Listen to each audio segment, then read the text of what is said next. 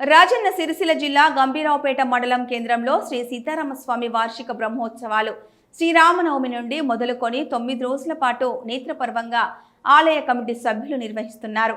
సీతారామస్వామి ఆలయం కాకతీయుల సామ్రాజ్యంలో ఆలయం సుమారు 1333 సంవత్సరంలో నిర్మించినట్లు దేవాలయంలో గంటపై చెక్కబడి ఉంది.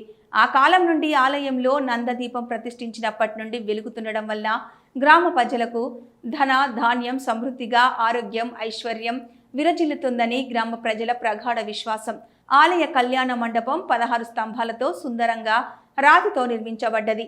భద్రాచలంలో జరిగే విధంగా శ్రీ సీతారామచంద్ర స్వామి కళ్యాణం అలాగని జరుగుతుందని ప్రతి సంవత్సరం శ్రీరామనవమితో మొదలుకొని బ్రహ్మోత్సవాలు 9 రోజుల పాటు నిర్వహించబడను.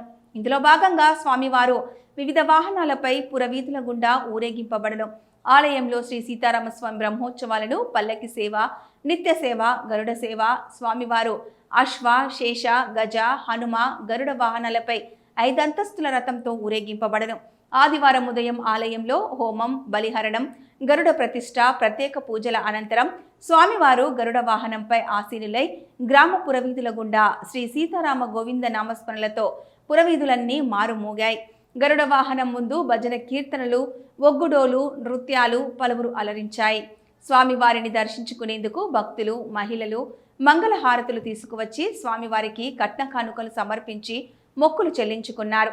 సోమవారం ఉదయం 5 గంటలకు స్వామివారి రథోత్సవం అత్యంత వైభవోపేతంగా నిర్వహిస్తున్నట్లు ఆలయ కమిటీ చైర్మన్ మల్లుగారి నర్సాగౌడ్ తెలిపారు. భక్తులు అధిక సంఖ్యలో పాల్గొని శ్రీ సీతారామచంద్ర స్వామి కృపకు పాత్రలు కావాలని కోరారు. ఈ కార్యక్రమంలో ఆలయ కమిటీ సభ్యులు, గ్రామస్తులు పెద్ద ఎత్తున పాల్గొన్నారు.